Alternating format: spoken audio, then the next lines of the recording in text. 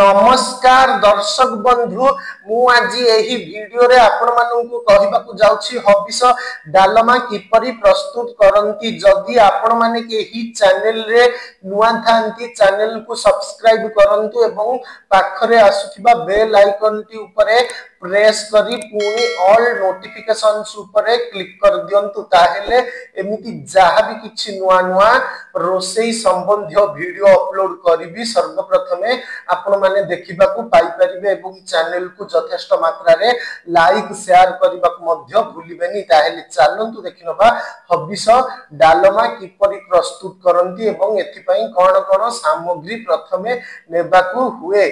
आवश्यक सामग्री मुग डाली 1.5 कप, माटी आलू 1 कप, सारू 1 कप, कटा कखारू 1.5 कप, आंब आंबुल 4 खंड ओ औकटा 5 खंड, कंचा लंका 4टा, अदा छेचा 5 ग्राम, कंचा कदली गोटाए, लाल लंका 2टा, जीरा 1 चामच, गोघृत 1.5 चामच, नडिया कोरा आधा कप, भजा जीरा गुंड, गोलमरीच चूर्ण 8 गोटा, तेजपत्र 2टा। प्रस्तुति प्रणाली समस्त परिबा को आग धोई तापरे काटी रखिब। कंचा लंका को पेट चिरा करी रख। प्रथमे डाली हलदी लूण और आवश्यक परिमाणर पानी देई सिझाई दियो। डाली अधा सिझी गले परिबा सबको पकाई दियो।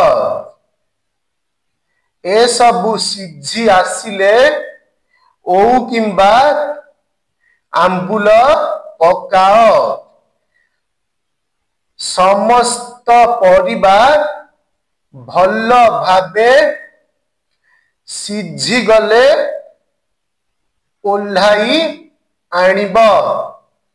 तापरे कड़ेई रे घियो पकाओ। घियो ताती गले लंका को खंड खंड करी पकाओ। लंका लाल होई आसिले तापरे जीरा पकाओ। जीरा संपूर्ण फुटी गले अवशिष्ट समस्त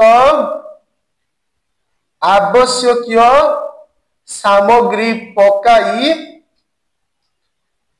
2-4 थर घांटी देई सिझा डालमा को ढाली दियो। 5 मिनिट फुटी गले ओल्हेई जीरा गुंड गोलमरीच गुंड पकाओ। एहा परे उषुम थाउ थाउ परसिब।